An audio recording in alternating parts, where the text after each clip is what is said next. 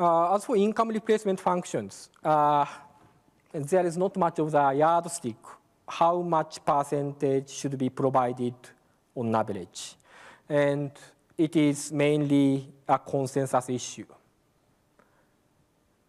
Well, we have to look at the first is all this kind of pension level, but at the same time, financing.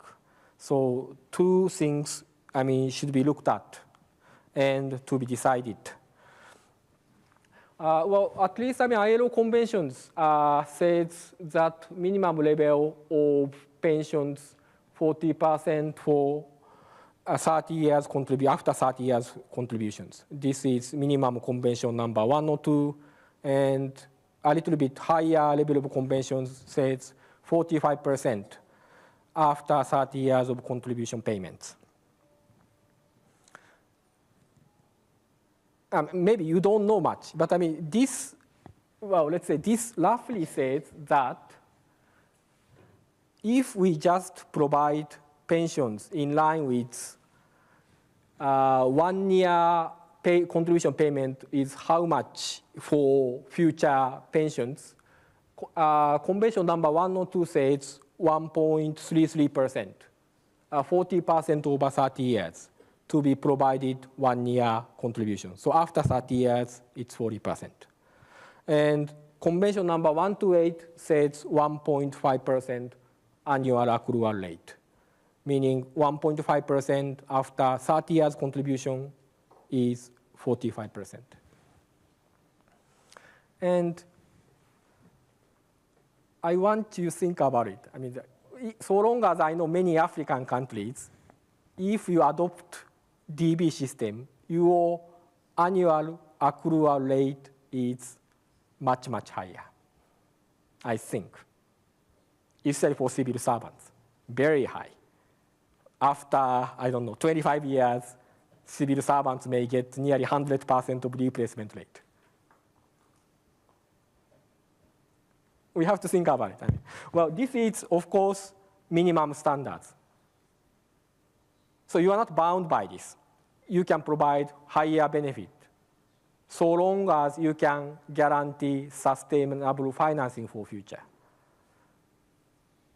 But we have to think about it, because if you cover population 5% or 10% and provide 100% of replacement rate, what do you mean by pensions? We are always facing this criticism. Pension is supposed to redistribute wealth among elderly and try to have some impact on poverty alleviations, and also have some equity among elderly. We don't have any ultra poor. We don't have so many poor. There could be some difference of the income, of course, but people have decent living, mainly based on pensions. But if we just give pension 10% of the elderly in a better segment with 100% replacement rate, and others don't get it, it's a big threat to the existence or rationale of Social Security.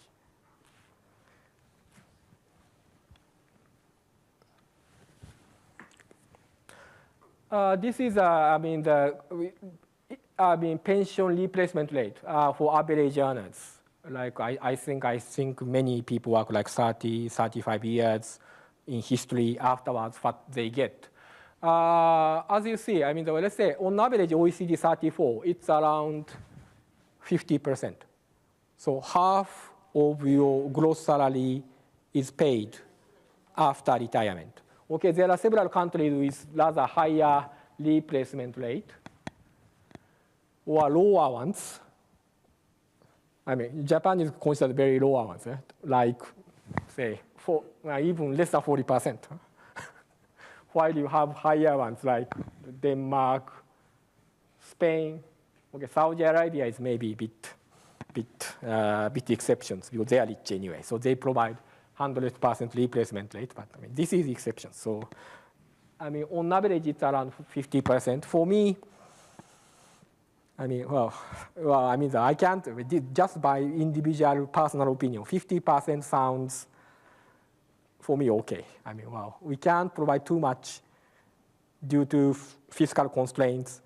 And we can, if we reduce too low to 20, 30%, maybe pension doesn't play a very big role in income security.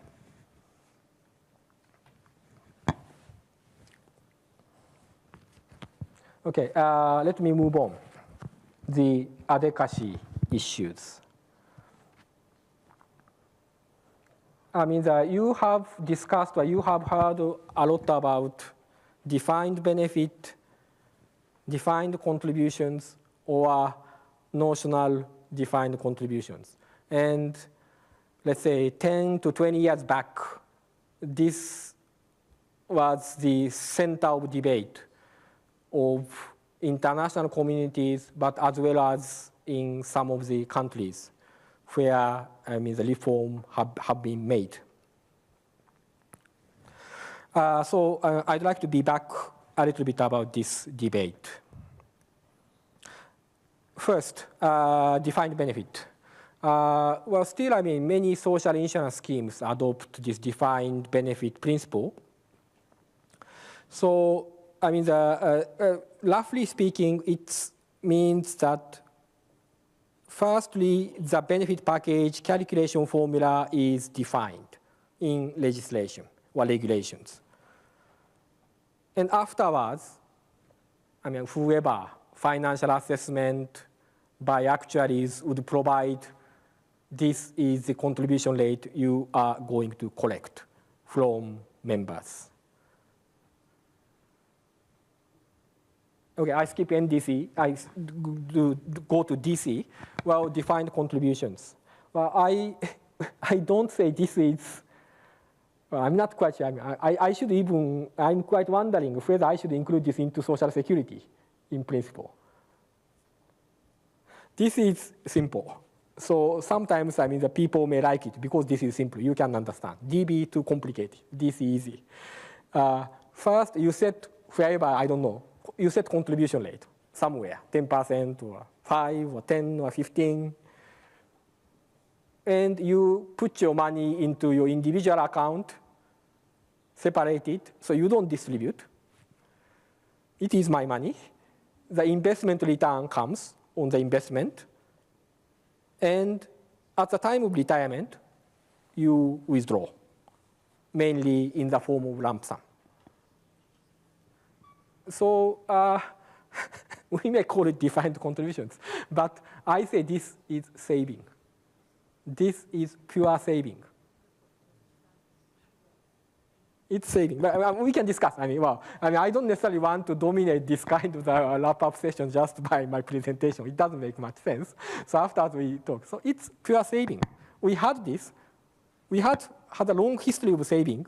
I save. Of course, I save. You save. Even you have Social Security, you can't rely on only Social Security. If you have some money to save, you save. There's nothing wrong with that. But where something wrong comes is this should be the only way to do. And as an ILO member, but not as an ILO member, but as a personal or individual, I'm against the idea. Where it's our, let's say, new innovation at the time of introducing social insurance, when we thought about saving is not good enough for having our life of old age. So we want to redistribute, we want payment to be in a periodical payment and so on. But anyway, this we may discuss. I'm rather open to the idea.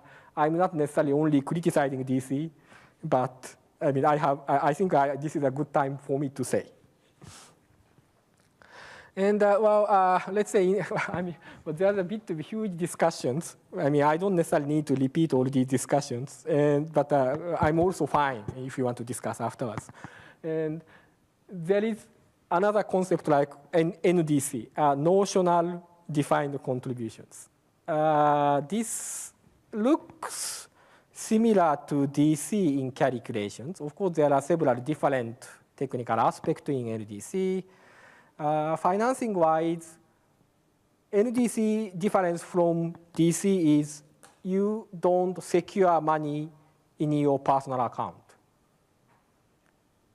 You may have imaginary money sitting in your account, but it's not necessarily backed by assets or money or whatever. So you have some notions. You've saved up something, and you withdraw at the time of retirement. Yeah, but normally it's converted into pensions. Well, okay, I'm going to detail this because you may also be interested maybe in this. This is, I would say, DB. Somewhat DB, but somewhat DC. Okay. Okay, so first let's have a look at DB. I'm not really question this interests you. Maybe you are also already authority of this, but it's not a bad idea to come back to this. I don't necessarily want political discussion too much of this, but to clean up your mind. I mean, how these different system looks like, and where are the pros and cons. Okay, let's come to DB. I mean, DB, first, we decide payment, meaning periodical benefits are determined on some calculation formula, which is not saving at all. First, we take into account qualifying conditions. For example, if you don't pay 10 years, you don't get pensions. You get only lump sum or something. But it's not so important. Important issue is calculation formula. What is the base for calculating pensions? Normally average wage of yourself. There is some technicalities here. Final wage, last 5-year average, working life average. In case of working life average, are we going to adjust past wage to the current situations? Those kind of issues. And there is accrual rate. Normally, if you're contributing 1 year, you get 1%, you get 2%, you get 1.5. This is very important factor. And let's say, for example, other things, indexation of benefits. After you pay, how pension would be increased in line with some economic development. And we set some formula from somewhere. This is a mystery. Normally, from my experience, I worked with some of the countries. They start to look maybe other countries' examples and so on, and they say, okay, after 30 years, this is the level of the benefit we want, and they set it. And afterwards, we may want mainly contribution rate, or sometimes we may want tax subsidies, but it's afterwards. So, well, I have to stress that still majority of social insurance schemes, except for Provident Fund, this is saving, still based on defined benefit schemes. And don't mix up. DB is not always pay-as-you-go. Of course, pay-as-you-go is considered as still be a, say, quite a standard for defined benefit, but it's not necessarily so. We are talking about different issues. In some of the defined benefit schemes, they have quite significant assets or money in the scheme. Not all, but some.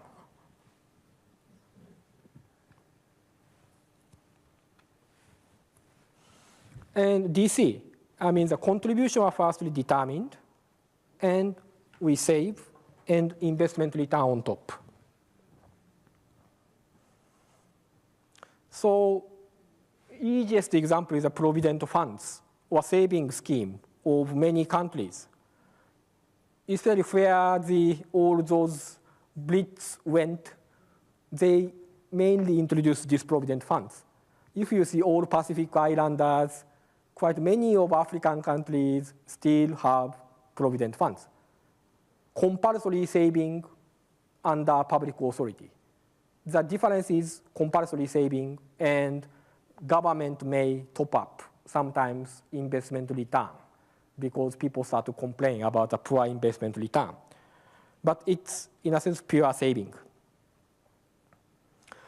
And not such recent, but 10 years ago, 20 years ago, trend was that, after the recommendation of the World Bank, mainly, in many Latin American countries, Central Asian countries, and some of Eastern European countries like Poland and so on, they've converted fully or partially from DB scheme to DC scheme, saving scheme. You may know Chile, quite famous example. Third is NDC, notional defined contributions.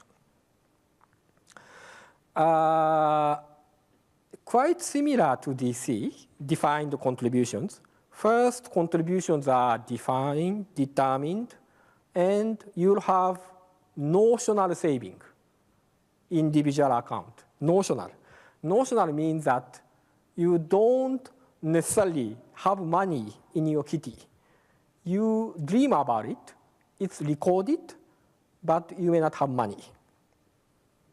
And at the time of retirement, the notional assumed accumulated amount is converted into pensions by dividing some factors. Easiest is just divide by remaining life. In a more specialized words, life expectancy. For example, let's take me example. At age 60, if I'm supposed to live another 20 years, the amount accumulated is simply divided by 20 and give one portion to you. But with indexations somewhat. And some of the Nordic countries like Norway and Sweden, they first introduced this concept. And Italy, Poland followed, and Russia also.